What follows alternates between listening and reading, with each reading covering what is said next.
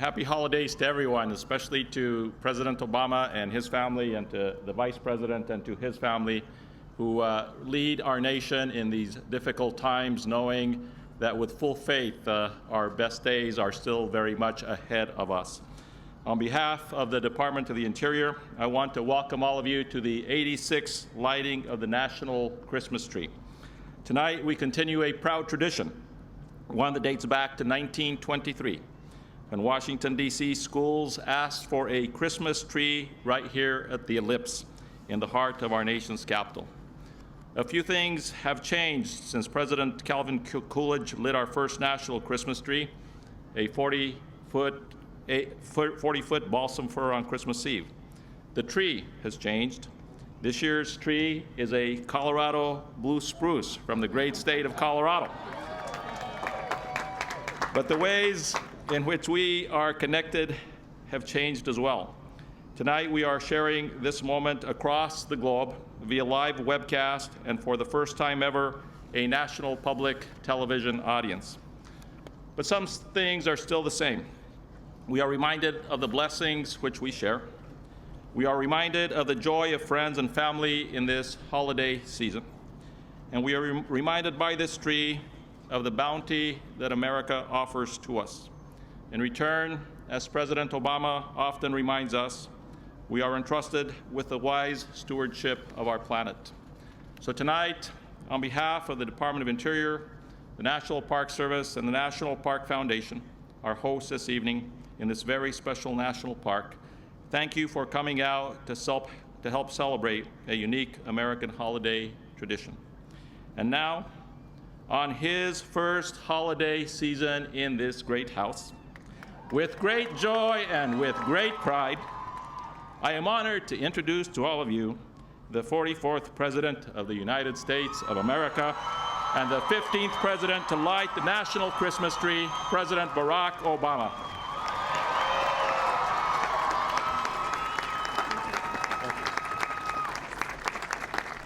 Thank you. Merry Christmas, Happy Holidays, Washington, D.C. I want to, first of all, thank Secretary Salazar for not only the kind introduction, but the extraordinary work he is doing in preserving the incredible bounty and natural resources of this country. I want to thank all those involved in helping to organize this great event. Thank you to Randy Jackson and all the performers putting on an incredible show. I told Sasha, we're not on American Idol. No singing.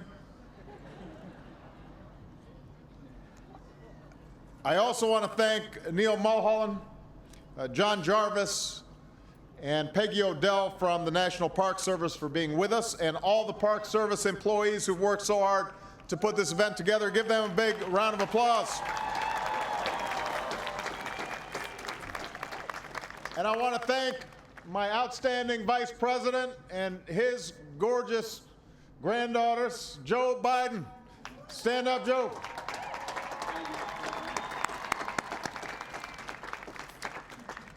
You know, in 1923, the Washington, D.C. public schools wrote a letter to the White House asking if they could put up a Christmas tree on the South Lawn.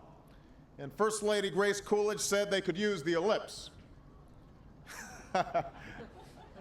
And in the 8 decades since, in times of war and peace, hardship and joy, Americans from every corner of this nation have gathered here to share in the holiday spirit.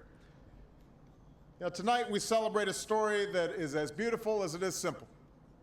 The story of a child born far from home to parents guided only by faith, but who would ultimately spread a message that has endured for more than 2,000 years.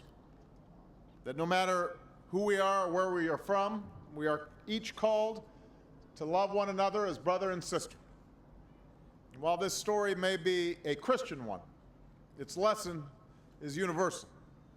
It speaks to the hope we share as a people, and it represents a tradition that we celebrate as a country, a tradition that has come to represent more than any one holiday or religion, but a season of brotherhood and generosity to our fellow citizens. It's that spirit of unity that we must remember as we light the national Christmas tree, a tree that will shine its light far beyond our city and our shores to every American around the world. And that's why tonight our thoughts and prayers are with the men and women who will be spending this holiday far away from home. The mothers and fathers, the sons and daughters of our military who risk their lives every day to keep us safe. We will be thinking of you and praying for you during this holiday season.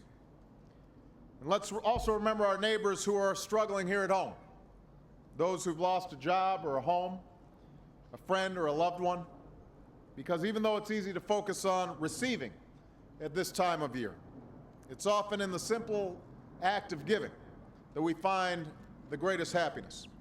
So on behalf of Michelle and Malia and Sasha and my mother-in-law, Mama Robbins, I want to wish all of you a very Merry Christmas.